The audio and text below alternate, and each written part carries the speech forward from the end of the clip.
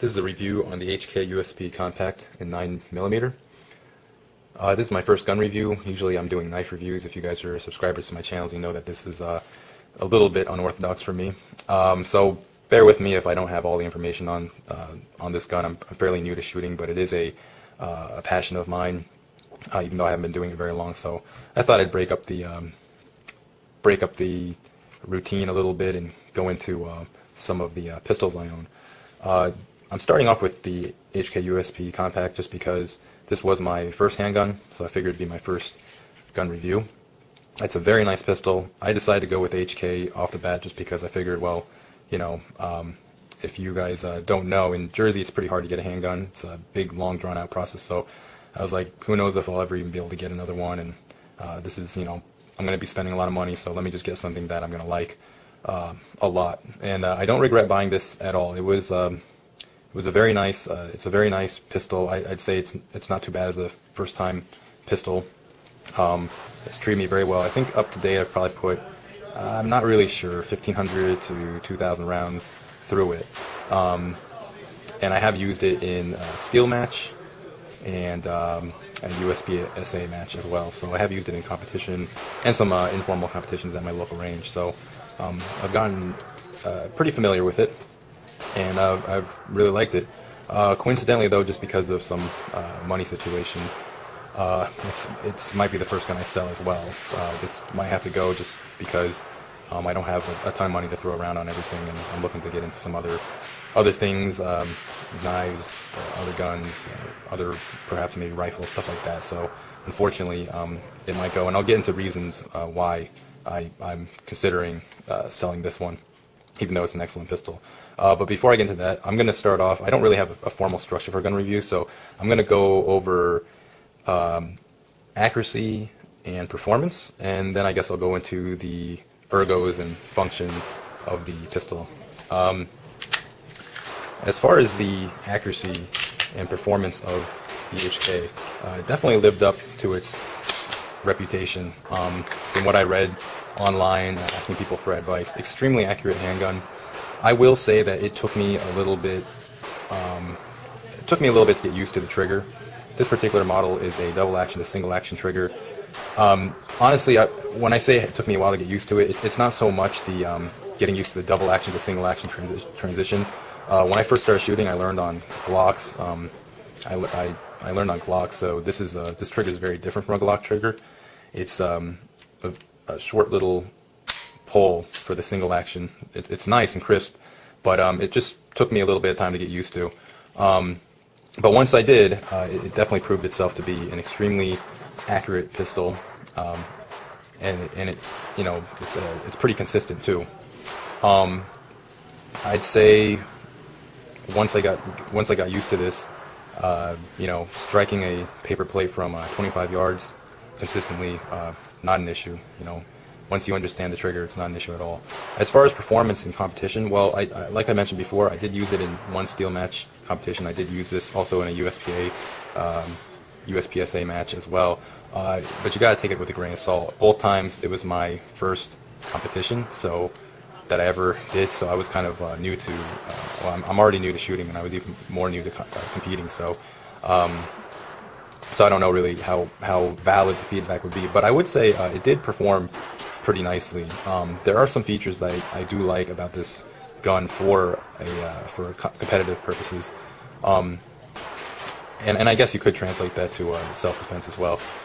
For one thing, I do like that it's hammer fired, and it has the double action, and I'm saying that because I also reload my own ammo, and sometimes my reloads are a little bit shoddy. So if, say, like a primer is not seated deep enough or it just didn't go off for whatever reason, I do like the ability to pull that trigger again to set that round off instead of having to strip the round out by racking the slide and losing that round and loading the next round in if you have something like a Glock, which is striker fired.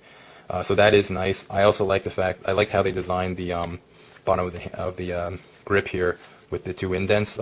That's good in case you get something like a double feed or some kind of malfunction where the magazine gets stuck. You can reach in here, and they've put that there so you can assist the magazine out a little bit easier.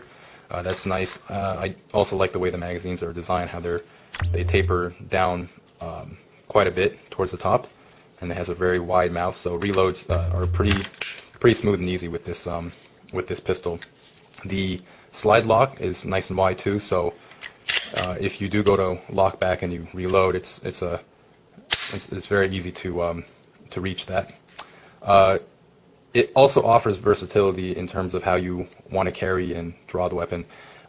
You can either use a decocker and start in double action, or you can carry it and start cocked and locked. For me, that actually proved to be a little bit more confusing than anything, just because it was I couldn't decide what was better for me. Sometimes I'd start cocked and locked, so my first shot would be single action if the stage had a shot that was kind of far starting off. If the shot was close up and I was comfortable taking that long double action pull, then I would just decock it. But overall, I think it is better just to stick with one method of drawing and firing the weapon to be consistent. I never really used it enough in competition to really settle on one way. As far as the ergonomics and the function and the features, it's very comfortable in hand. A lot of people that I've shown this pistol to, they all agree that, once it goes in your hand, it really does feel like a perfect fit. The only complaint that I personally have, and this is just a preference, is the decocker and the slide lock, they kind of protrude out a bit more than some other guns. I started off with Glocks. I own a Glock 26, and from time to time I shoot some of my buddies' Glocks. I like a really flat surface here because I like to carry with my thumbs on the side like this, like the rest of them on the side. With the HK, the decocker, although it is in an ideal position for decocking and engaging the safety, for me it sticks in the way, so I can't do that. So the way I shoot it is I ride my thumb high and kind of to the side, and this thumb does rest along the side, but it is resting along the slide stop, so not a big deal. I mean, I still shoot accurately with it. The magazine release is kind of love or hate it type of deal. Some people don't mind it at all, such as myself. I really don't mind it. I kind of actually like it. The way I do it is when I go for a reload, I use my middle finger and drop the mag as such. You could use your index as well. It's a bit of a reach for your thumb. I don't really know if it was intended to be released like that. Some people hate it though. They like their traditional release with the thumb. Me personally, I got used to it pretty fast. It was never an issue for me. The sights, well, I bought this used and it came with night sights, but I think the stock sights are very similar, standard 3-dot setup. Worked fine for me. And as far as reliability, ultra reliable gun. I never had an issue with factory ammo. With my light reloads, I had the occasional stovepipe, but I don't really count that as a reliability issue because that's going to happen with any gun. Happened with my Glock. It happened with the SIG. So, light loads are just going to do that. I will say though that there were some loads that I've done that choked up on my Glock, and they didn't in the HK. So I think that was I thought that was a major plus. Some people complain about the rail being proprietary. You do have to get an adapter for some non-HK accessories. To me, it's not a big deal because I don't ever put anything on the rail, so it's not a big deal to me. But if you do, I guess that could be an issue. The way it takes down is extremely easy and fast. You just pull this back and pop this lever out. So maintenance is extremely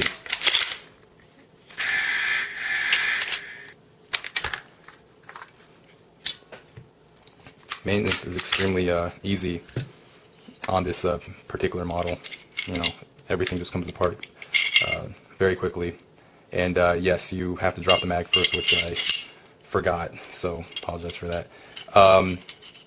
But yeah, overall, it's an excellent gun. I'd say I know some people don't like the USP series. Me personally, I think it's a great gun. It's a great platform. As I mentioned earlier, though, I am considering selling it just because of all the guns that I shoot.